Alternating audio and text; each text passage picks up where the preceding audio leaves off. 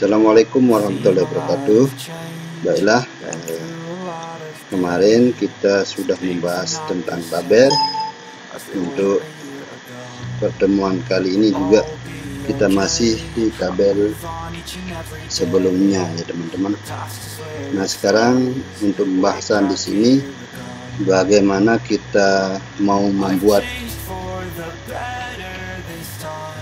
tempat tanda tangan, maksudnya biasanya ada halaman pengesahan ya, atau tempat pengesahan baik untuk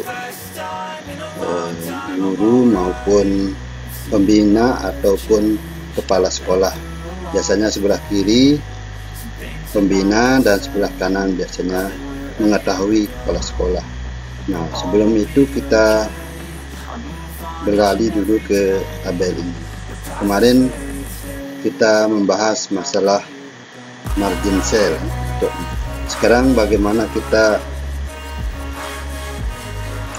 melakukan split cell maupun split table. Nah, kita klik dulu di sini, layout. Misalnya kita mau split tabel ya.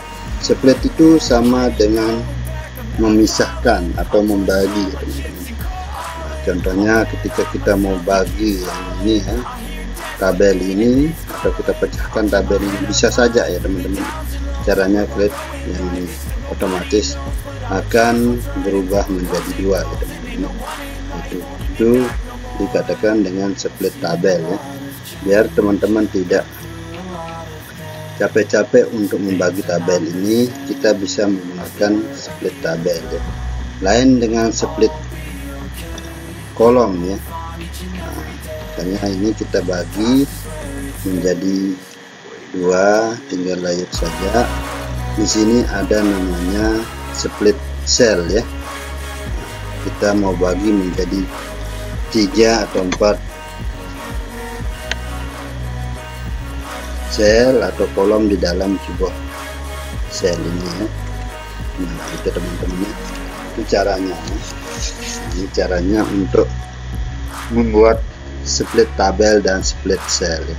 Nah, untuk lanjutannya ini sekarang misalnya kita mau membuat tanda tangan di sini teman-teman. Biasanya teman-teman membuat tanda tangan itu seperti contohnya ya. Di sini contohnya di sini pembina ya, pembina, bawahnya misalnya Irman ya. Nah, terus sebelah kanan biasanya mengetahuinya ya. Nah, lainnya ganti dulu. Ini Praya misalnya ya, Praya sama 01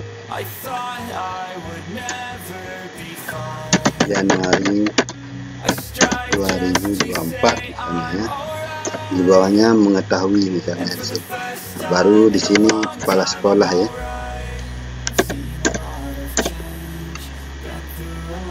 Ini underline-nya di depan ya. Baru kepala sekolah misalnya. Kepala sekolahnya misalnya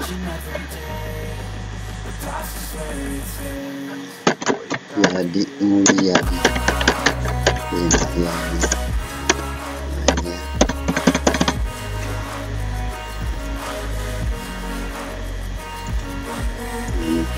Ini sebenarnya bukan salah ya teman-teman, tapi tidak pas ya kita membuat kayak gini ya.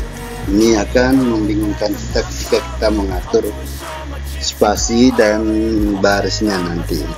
Nah, caranya kita membuat tabel dulu. Kita buat tabel dulu. Insert tabel, kita buat 2 kolom saja. 2 kolom saja. Nah, di sini baru pembina misalnya ya. Pembina namanya Suman misalnya ya. Terus yang di sini Praya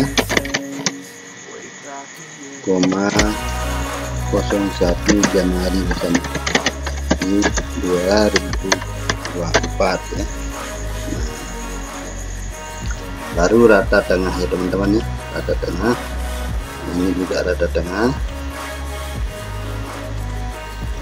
Baru di sini kita tulis kepala sekolah ya. Nah, kepala sekolah, kepala sekolah.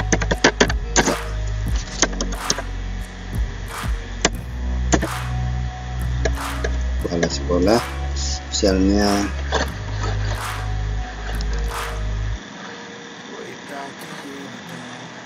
Irman Jayadi ya, Irman Jayadi ya. Nah ini kalau huruf kecil biar tidak dihapus, tinggal klik shift F3 ya.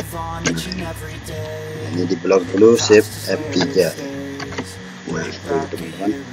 Nah sekarang kalau ini kita print, ini kalau kita belum hilangkan garisnya, ini nanti akan muncul di printer itu dia bergaris. Contohnya ini print preview. Nah ini dia akan bergaris kayak gini. Nah tapi kalau kita hapus dulu garisnya, otomatis nanti akan pas di print tidak akan kelihatan. Caranya blok ini. Nah ini klik border and shading, klik yang non ini ya. Nah, atau ini dibuang lewat sini bisa ya teman-teman. Nah atau lewat sini juga bisa ya, baru oke. Nah kelihatan ya teman-teman, hilang ya. Nanti kalau di printnya dia akan otomatis tampilannya kosong ya. Nah ini caranya teman-teman. Ini gampang kita atur spasinya maupun tempat tata letak tulisannya nanti ya teman-teman. Kalau yang tadi itu agak ribet ya. Nah ini untuk pembahasannya ya teman-teman ya. Nah, sedikit saja ya untuk membuat split tabel dan split kolom. Split tabel yang ini, layout split tabel ya. Nah untuk split kolom atau split cell tinggal di blok saja begini. Ambil dulu blok saja begini misalkan. Ini baru layout split cell ya.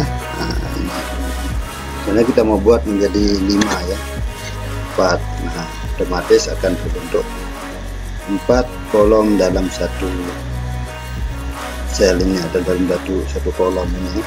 Nah, itu adalah split tabel dan split kolom ya.